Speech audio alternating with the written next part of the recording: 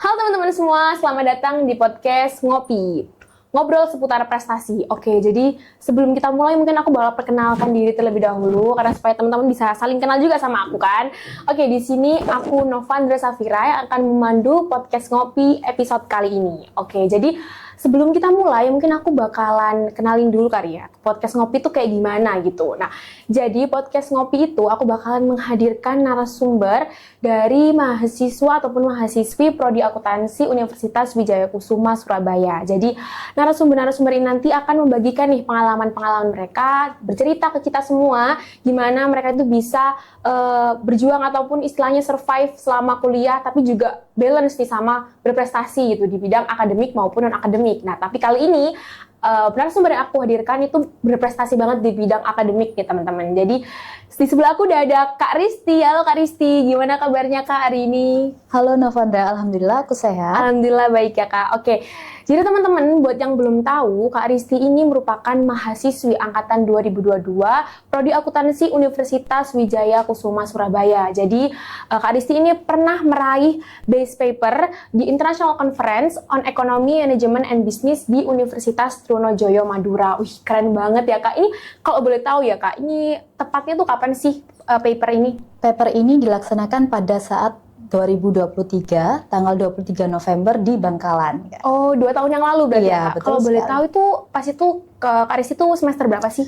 Waktu itu aku masih semester 3 tuh Kak. Iya masih muda banget ya Kak, itu semester 3 tuh masih awal-awal juga, tapi Kak Risti udah istilahnya berprestasi banget untuk join di International Conference ini. Tapi kalau boleh tahu nih, judul apa sih yang Kak Risti ambil buat ngajuin di International Conference ini? Oke, judul paper yang kita ajukan di International Conference adalah Determination of Political Connection and Company Size on Financial Performance in Public Companies in Indonesia. Oke, jadi ini mungkin yang bisa aku ambil dari judulnya Kak, itu kan ada kayak koneksi politik di suatu perusahaan gitu yang mungkin mempengaruhi kinerja keuangan dari perusahaan tersebut. Tapi mungkin aku butuh lebih detail lagi nih Kak dari isi paper Kak Risti. Jadi mungkin bisa dijelasin lagi nggak Kak isi dari paper Kak Risti tadi? Oke, jadi untuk isi papernya sendiri, karena tadi yang ditanyakan adalah koneksi politik ya. Nah, koneksi politik yang dimaksud di dalam paper ini adalah sebuah perusahaan yang mempunyai hubungan politik, di mana anggota perusahaan tersebut seperti komisaris, dewan direksi, ataupun pemegang sahamnya itu merupakan anggota dari parlemen atau dewan perwakilan rakyat, bisa juga dari partai politik dan juga dunia politik lainnya. Nah, jadi perusahaan yang mempunyai hubungan koneksi politik biasanya menyusun orang-orang yang ada di dunia politik itu ke tempat ke struktural organisasi perusahaan. Oke, jadi inti dari isi paper itu memang koneksi politik kayak misalnya DPR yang menjadi dewan tertinggi di suatu perusahaan gitu ya Kak ya. Tapi sebenarnya ini kan panjang ya Kak pasti. Papernya tuh pasti cakupannya tuh luas gitu. Tapi sebenarnya apa sih yang pengen Kak Risti highlight gitu di paper Kak Risti ini? Oke, jadi di paper kami ini menjelaskan bahwasanya perusahaan yang mempunyai koneksi politik biasanya mempunyai pengaruh negatif dan juga pengaruh positif. Nah, pengaruh negatif dan positif ini mempunyai dampak pada nilai perusahaan nih Kak. Jadi apa sih pengaruh positif daripada perusahaan yang mempunyai hubungan politik? Ya, yang pertama adalah mudahnya akses ke pembiayaan, dan yang kedua adalah mendapatkan insentif pajak. Lalu kalau misalkan kita punya orang yang punya hubungan politik, itu biasanya kita bisa tahu lebih cepat nih apa sih strategi atau regulasi dari pemerintah. Nah, itu perusahaan bisa mengubah strategi dengan cepat dan tepat. Lalu untuk sisi negatifnya adalah biasanya perusahaan yang punya koneksi politik atau CEO-nya itu menempatkan orang-orang yang background-nya bukan dari bisnis, jadi agak kurang seperti itu. Lalu ada teori agensi. Teori agensi ini membahas mengenai bedanya kepentingan daripada prinsipal dan juga agen. Nah, prinsipal di sini itu siapa? Prinsipal adalah pemegang saham, dan untuk agen sendiri adalah dewan direksi dan juga komisaris independen dan non-independen. Ternyata emang dalam sebuah perusahaan kalau memang ada koneksi politik itu juga ada positif negatifnya ya Kak, dan mungkin itu menjadi pertimbangan dari perusahaan itu sendiri gitu. Terus Kak, ini kan pasti Kak Risti tuh cari data-datanya juga dan juga istilahnya riset banyak lah, dari mungkin jurnal, artikel, dan yang lain gitu. Nah, itu berapa lama sih Kak persiapannya? Juga apa yang perlu memang Kakak siapkan sebelum Kakak ikut paper ini? Oke, untuk berapa lamanya itu sekitar 2-3 bulan. Yang disiapkan apa sih? Yang disiapkan pertama kita cari judulnya terlebih dahulu. Nah, setelah cari judul, kita konsultasikan kepada Bapak Ibu dosen pendamping. Di sini dosen pendampingnya adalah Bapak James Tumeu dan Ibu Siti Asia Murni. Nah, setelah itu, setelah kita konsultasikan, kita bisa nih baca-baca artikel dan jurnal ilmiah yang relevan dengan topik apa yang kita ingin buat. Seperti itu.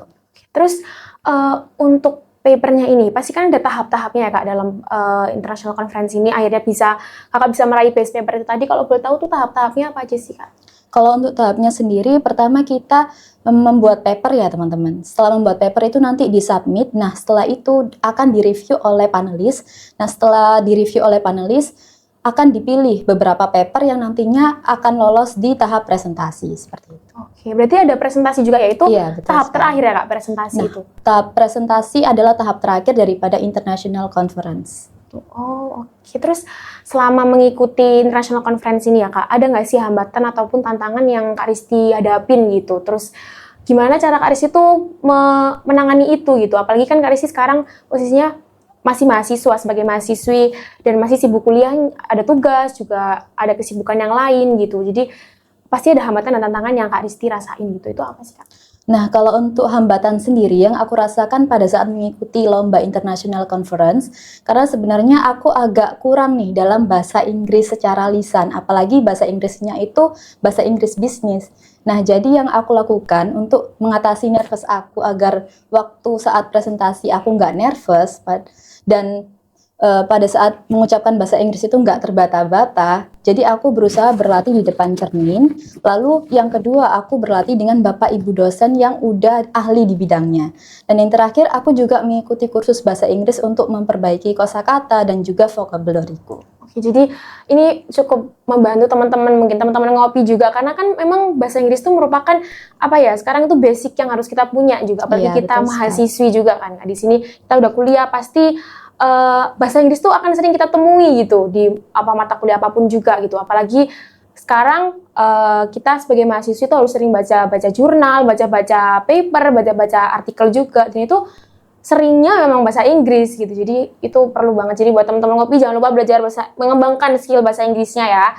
Oke, selanjutnya nih Kak, mungkin dari Kak Risti ada nggak tips dan trik buat bikin paper yang bagus? Karena kan jelas kita mungkin dari aku sendiri ya Kak, aku tuh jarang banget kayak bikin-bikin istilahnya tuh kayak paper, artikel, ataupun jurnal lah. Mungkin Kak Risti ada nggak kayak tips and trick sendiri? Oke, kalau tips and trick untuk membuat paper sendiri, yang paling penting adalah teman-teman itu tahu minat dan passion kalian itu di bidang akuntansi yang mana sih yang ingin kalian kembangkan menjadi sebuah paper. Nah, biasanya nih Kak, kalau orang-orang itu suka membuat judul yang susah agar kelihatan wah banget gitu. Nah, itu sebenarnya kurang tepat. Jadi teman-teman buat aja yang sederhana, tapi datanya itu bisa dicari seperti itu. Jadi itu benar-benar tips and trick dari Kak Risti. Yang penting itu isinya ya Kak. Yang Iya, penting itu betul. isinya harus fakta, harus valid, dan juga memang data-datanya harus sesuai sama kefaktaannya gitu ya Kak. Oke, nah ini ternyata aku tuh dengar-dengar juga selain Kak Risti ini punya prestasi di bidang akademik menulis kayak gini, ternyata Kak Risti tuh juga ikut di pengabdian masyarakat. Nah, kayaknya emang nggak afdol ya Kak, kita sebagai mahasiswi tuh nggak kayak pengabdi ke masyarakat juga, karena kan memang sebagai mahasiswi kan sebagai mahasiswa ya Kak, kita memang akan kembali ke masyarakat juga. Jadi itu kayaknya prestasi pengabdian masyarakat ini akan sangat menginspirasi teman-teman juga, mungkin teman-teman ngopi di rumah untuk bisa berprestasi pengabdian masyarakat ini. Nah, oke, jadi ternyata Kak Risti itu pernah ikut di pengabdian masyarakat Bima yang diselenggarakan oleh Kemdikbudristek ya? Iya, betul sekali. Itu kapan sih Kak? Nah, untuk pelaksanaan pengabdian masyarakat Bima Kemdikbudristek itu kebetulan dilaksanakan di tahun 2024, jadi di bulan Agustus sampai dengan bulan Desember. Oh, berarti barusan banget ya Kak itu? Iya. Oh, ya. Terus bisa nggak sih dijelasin sedikit Kak mungkin tentang pengabdian masyarakat Bima itu kayak gimana gitu? Oke, jadi tim pengabdian masyarakat Universitas Wijaya Kusuma Surabaya ini nggak hanya dari mahasiswa aja, tapi juga berkolaborasi dengan Bapak Ibu dosen juga.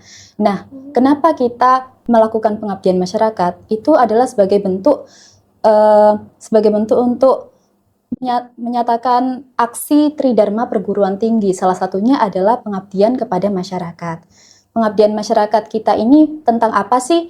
Pengabdian masyarakat kita ini lebih ke mengembangkan kurikulum merdeka. Jadi kita tujuannya mengembangkan kurikulum merdeka yang ada di TK Siswa Islam Restu Ibu, khususnya dengan aspek lingkungan dan juga komponen literasi keuangan dengan metode experiential learning. Itu TK Islam Restu Ibu itu di mana sih, Kak? TK Islam Restu Ibu itu di Kota Malang, Kak. Oh, di Kota Malang. Oke, jadi itu kan di luar kota ya, Kak. Nah, itu ada kesulitan nggak sih selama Kakak itu kayak harus kan Kakak di Surabaya nih, Kakak tuh harus risetnya tuh di Malang dulu gitu. Ada kesulitan nggak sih, Kak? Kalau untuk kesulitan sendiri tentunya ada ya, karena pada saat itu waktu pelaksanaan pengabdian masyarakat kebetulan bertepatan dengan jadwal-jadwal kuliah. Nah, tapi sebagai mahasiswa aku juga nggak lupa akan tanggung jawabku.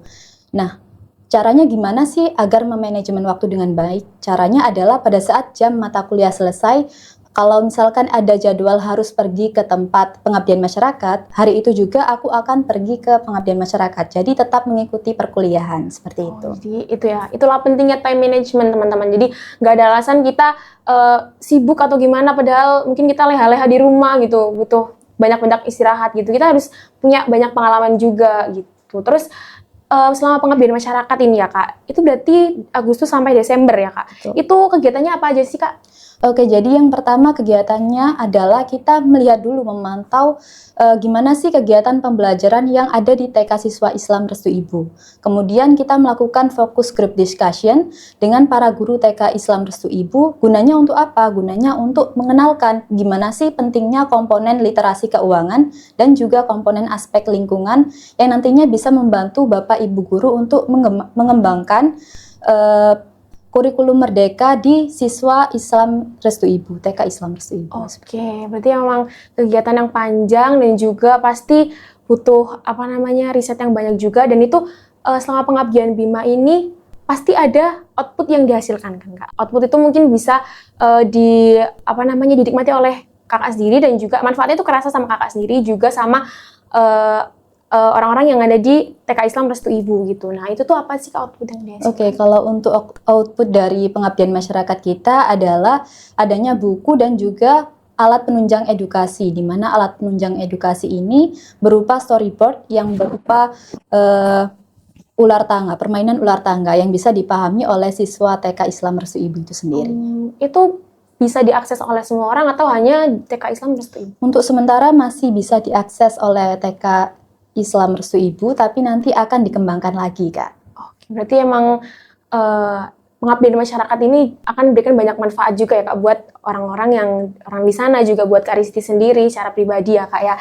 Oke, mungkin aku mau lanjut nih, Kak, kan Kak Risti kan hitungannya tuh sebagai mahasiswa yang produktif ya, Kak, karena Kakak bisa untuk istilahnya tuh time management Kakak bisa membagi waktu antara kuliah juga banyaknya kegiatan di luar kampus gitu. Nah, aku mau tanya kiat-kiat Kak Risti itu apa aja? Contohnya ini, kan kita kan tahu informasi lomba-lomba itu pasti luas ya, kan? Informasi lomba-lomba itu kita bisa dapat dari mana aja. Nah, Kak Risti itu dapat informasi lomba-lomba dan juga kegiatan pengabdian masyarakat tadi itu dari mana sih? Oke, kalau informasi lomba seperti International Conference dan juga pengabdian masyarakat dari Bima Kemristek Dikbud, itu aku dapat informasi dari Bapak Ibu dosen, karena waktu itu kolaborasi antara mahasiswa dan juga Bapak Ibu dosennya. Oke. Kalau misalkan teman-teman mau ikut seperti lomba yang khususnya di bidang akademik nih dan juga pengabdian masyarakat, bisa aja dicari di sosial media. Jadi sosial media jangan dimanfaatkan untuk mencari hiburan aja, tapi teman-teman bisa cari sesuatu yang bisa ningkatin soft skill dan juga hard skill kalian. Benar banget berarti ya, Kak. Kita selain emang harus lebih aktif lagi di kampus ya, Kak ya, apalagi pas di matkul-matkul gitu, tapi kita bisa juga cari informasi di sosmed-sosmed gitu, karena memang ada banyak gitu sosmed-sosmed sekarang yang kayak akun-akunnya tuh bikin-bikin informasi lomba-lomba gitu. Nah, terus ini Kak, aku tuh sering banget ya, Kak, misalnya kayak udah nge-save nih, aku tuh udah follow banyak gitu, Kak, Instagram kayak akun-akun lomba-lomba gitu. Nah, tapi pada akhirnya tuh aku cuma tahu doang kayak, oh ada lomba gitu. Tapi ujung-ujungnya aku termotivasi untuk ikut lomba itu tadi. Nah, mungkin teman-teman di rumah tuh banyak banget yang relate gitu Kak sama kayak aku. Jadi, ada nggak sih motivasi dari Kak Risti buat teman-teman ngopi di rumah supaya termotivasi gitu? Oke, kalau untuk motivasi buat aku sendiri ya, aku awalnya harus menetapkan tujuan karirku itu seperti apa. Jadi karena aku sendiri lulusan akuntansi, dari jurusan akuntansi, yang mana lulusan akuntansi itu sudah sangat banyak. Jadi di dunia pekerjaan itu sangat kompetitif sekali. Nah, itu yang buat aku ingat kalau misalkan pada saat ini waktu yang tepat adalah di masa kuliah. Jadi kita bisa ngembangin soft skill dan juga hard skill kita seperti mengikuti magang, juga ikut organisasi mahasiswa, ikut UKM-UKM yang sudah disediakan oleh kampus. Jadi emang kita harus pinter-pinter memanfaatkan fasilitas yang dikasih sama kampus ya Kak ya. Juga lingkungan itu emang ngaruh gitu. Kalau misalnya lingkungannya kompetitif tuh secara nggak langsung kita bakalan kayak ikut tergerak gitu, ikut buat terus berkembang gitu kan. Jadi nggak ada salahnya buat kita tuh nyoba lomba-lomba di luar sana gitu, di dalam kampus maupun di luar kampus. Nah, terus Kak, gimana sih Kak Risti itu menjaga semangat dan konsistensi? Kayak misalnya ya, nah kan sering banget nih Kak, kita tuh di tengah jalan tuh ngalamin kegagalan gitu, misalnya kayak di tengah jalan tuh tiba-tiba kayak nemuin kayak geronjalan dikit gitu. Nah, terus kita tiba-tiba udah nyerah duluan gitu. Nah, mungkin dari Kak Risti tuh ada nggak sih cara atau tips gimana untuk menjaga semangat dan konsistensi supaya kita nggak gampang nyerah gitu? Oke, kalau dari aku sendiri, aku juga kadang ngerasa di tengah-tengah jalan itu kayak udah capek duluan gitu loh. Jadi kita harus ingat apa sih tujuan awal kita, apa yang kita mau. Nah, kita juga harus cari lingkungan yang benar-benar support kita, seperti teman-teman yang bisa diajak belajar bersama, seperti itu. Jadi emang ya tadi lingkungan tuh berpengaruh gitu. Berarti di perjalanan kakak ini selama berprestasi ya Kak, berarti ada nggak sih peran dari lingkungan sekitar kakak untuk bisa berprestasi gitu? Oke, ada. Terutama dari universitas. Dukungan dari universitas itu sangat membantu sekali bagi mahasiswa-mahasiswi yang ingin berprestasi, baik itu di akademik maupun di non-akademik.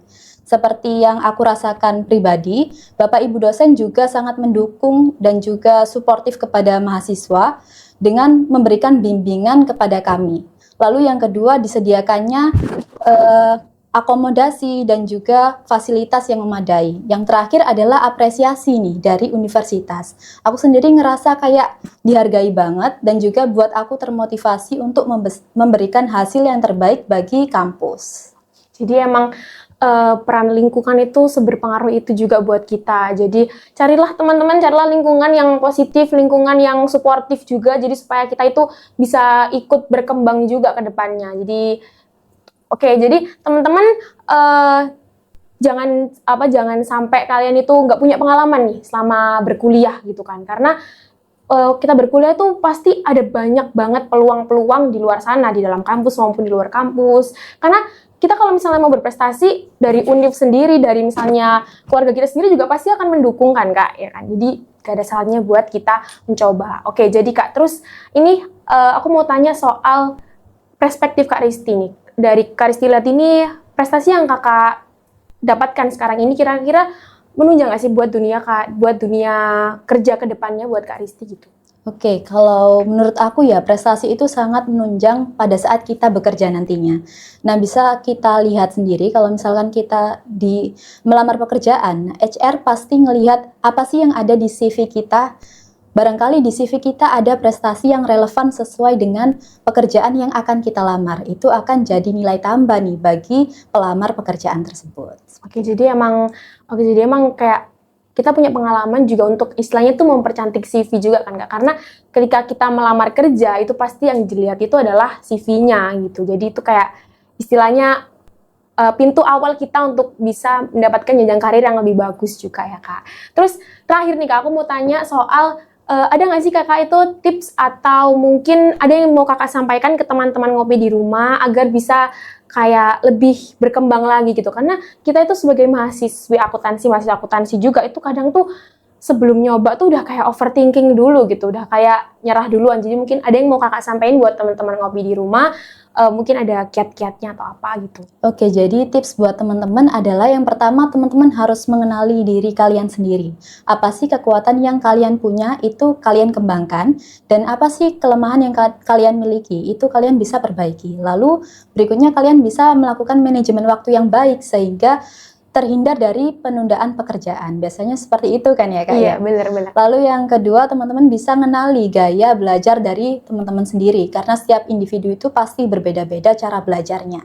Yang ketiga, teman-teman bisa nih nentuin passion dan minat kalian di mana, bidang akuntansi yang mana yang kalian inginkan, seperti itu. Jadi itu pentingnya kita harus banyak-banyak mengasah skill juga, karena ya kita tahu passion dan kemauan kita tuh sebenarnya di mana sih gitu kan Kak. Jadi itu benar-benar sangat membantu kita, apalagi buat kayak aku nih yang masih kayak belum nyoba, belum terjun terlalu jauh gitu ke bidang akademik, prestasi di akademik ini gitu. Jadi itu tadi pembahasan yang luar biasa bareng Kak Risti tadi, ya ampun, aku jadi kayak pikiran aku lebih terbuka gitu Kak. Jadi apalagi kan aku hitungannya mahasiswi baru ya di sini Kak. Jadi aku mendapatkan istilahnya tuh pengalaman yang bisa aku mau coba gitu. Jadi aku dapat pandangan gimana aku mau ke depannya tuh mau ngapain sih gitu. Jadi terima kasih pembahasannya yang luar biasa Kak Risti, dan juga udah mau meluangkan waktunya buat aku juga, buat teman-teman ngopi di rumah, buat berbagi pengalamannya, buat berbagi ceritanya juga. Jadi semoga pengalaman-pengalaman yang Kak Risti tadi berbagi sama kita itu bisa bermanfaat juga buat kita semua, dan juga semoga bisa membangkitkan semangat dan juga pokoknya jangan pantang menyerah ya teman-teman. Jadi itu pesan aku buat kalian, terutama buat aku juga. Jadi kita jangan sampai pantang menyerah, pokoknya semangat terus buat berkembang lebih baik lagi. Oke teman-teman. Oke, jadi jangan khawatir teman-teman, karena kita di podcast Ngopi bakalan akan ada episode-episode berikutnya yang akan menanti juga buat kita saling sharing-sharing lagi tentang prestasi teman-teman. Oke. Sebelum aku tutup nih, aku ada jargon nih teman-teman. Jadi aku bilang Cakra Biseva, 1000 langkah kembangkan potensi. Jadi Cakra Biseva, 1000 langkah kembangkan potensi. Oke teman-teman, stay tune di episode podcast Ngopi selanjutnya. Bye-bye.